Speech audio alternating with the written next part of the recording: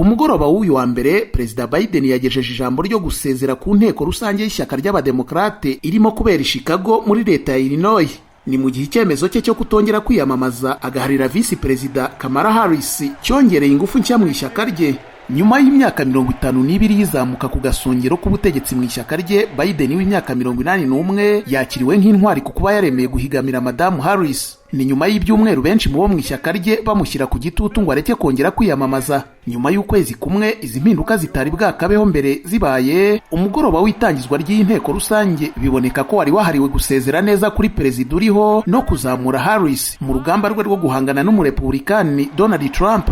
Uyu amahindura ye mu guhatanira intebe y'umukuru w'igihugu akaba abonwa nk'intambamyi ikomeye ku bademokrate. Perezida Biden byabonekaga ko yasazwe n'amarangamutima, yakiriwe n'imbaga y'abitabiriye inteko rusange bamukomeye amashyi bahagaze mu gihe cy'iminota irenga 4, ari nako baririmba ngo warakoze Joe.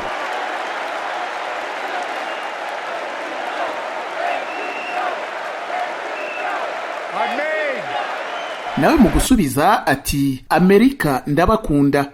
I love the job, but I love my country more. Avuga neza kandi n'ingufu nyinshi, Biden yasaga nk'uryohewe cyane n'amahirwe abonye yo gushimagiza ibyo yagezeho, kuvugira visi perezida we no kwibasira Trump. Ijambo rye ryongeye kwibutsa cyane Biden watsinze amatora ya 2020 kuruta uwavugaga bigoranye kumwumva rimwe na rimwe mu magambo adahura, ndetse yari atandukanye n'umukandida witwaye nabi mu kiganiro mpaka yahuriyemo na Trump mu kwa gatandatu cyanabaye intandaro yo kutongera kwiyamamaza kwe. Biden mu ijambo rye yasubiyemo intero ye yo mu 2020 igira iti turi ku rugamba rwo kuramira umutima wa Amerika, ndetse ashimangira impamvu Madamu Harris na Tim Walz baziyamamazanya biteguye neza kurwana urwo rugamba. By'umwihariko kuri Harris, Biden yagize ati But she'll be a president. Azaba perezida w'akarorero ku bana bacu, azaba perezida wubashywe n'abategetsi b'isi kuko ariko asanzwe, azaba perezida uduteye ishema twese, azaba kandi perezida w'amateka uzashyira igikumwe ku hazaza ha Amerika. Madamu Harris yaje kugaragara imbere y'imbaga mu buryo butari bwateguwe kuri gahunda y'umunsi wa mbere w'inteko rusange, aho yashimiye Biden kubw'ubuyobozi bwe, hanyuma ajya gukurikirira ijambo rye mu bandi barwanashyaka. Mu gushimira Perezida Biden, Madamu Harris yagize ati Joe, warakoze ku buyobozi bwawe bw'akataraboneka, warakoze ku gukorera igihugu ubuzima bwawe bwose, ndetse no ku byo uzakomeza gukora. Tuzahora tubigushimira iteka.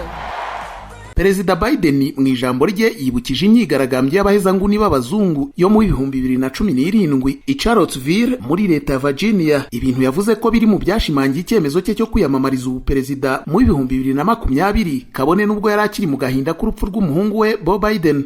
Aha yagize ati sinajyaga kuguma kurebera, mpitamo kwiyamamaza. Sinifuzaga kuzongera kwiyamamaza. Nari natakaje igice cy'ubugingo bwanjye, ariko niyamamazanyije icyizere gikomeye. Biden yishimiye ibyo ubutegetsi bwe bwagezeho biri mu bwiyongere bw'ingengo y'imari ishyirwa mu bikorwa remezo, ndetse n'igabanuka ry'ikiguzi cy'umuti wa insuline w'indwara ya diabete. Ubu buryo bw'imikoreshereze y'ingengo y'imari bwatumye igice kinini kijya muri leta zibogamiye ku barepublikani kurusha izibogamiye ku bademokrate. Aha yavuze ko impamvu yabyo ari uko akazi ka perezida ari ugukorera Amerika yose. Nta kwezi kwari gushize abademokrate bagaragara nk'abacitsemo ibice kubw'imirongo ya politiki y'ububanyi n'amahanga, ingamba za politiki batabonaga kimwe, ndetse no kubera Biden ubwe. Icyo gihe nyuma y'imyitwarire y'idashamaje mu kiganiro mpaka, yari agikomeje gutsimbarara avuga ko ari ufite amahirwe menshi yo gutsinda Trump kurusha undi mudemokrate wese harimo na Harris. Kuri uyu wa mbere, Biden yashimangiye ko atigeze arakarira amajwi y'abaraha mu ngoro y'inteko rusange ubwo bamuhatirizaga kuva mu kibuga cya politiki. Yahamagariye abagize ishyaka kunga ubumwe bose bagashyigikira Harris. Aha kandi yashinje Donald Trump gucira bugufi Perezida Vladimir Putin w'Uburusiya. Ati ngibyo sinabyigeze, kandi ndabizeza ko na Kamala Harris atazigera bikora. Azaba umuperezida twese twishimira.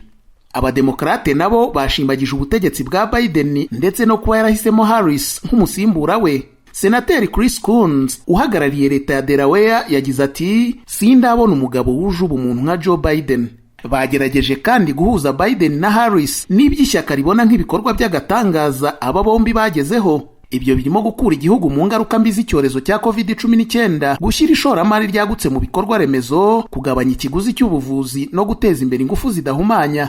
Depite Jim Clyburn userukira Carolina y'Epfo yagize ati biturutse kuri John Kamara twagabanyije ikiguzi cy'imiti ihabwa abarwayi, dusana imihanda n'amateme ndetse dusimbuza imiyoboro migari y'amazi.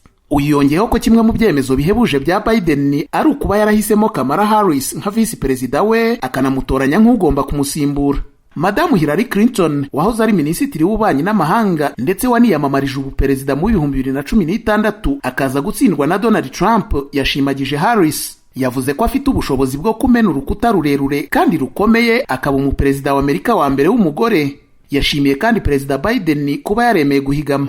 Ati ubu turimo kwandika igice gishya mu nkuru ya Amerika.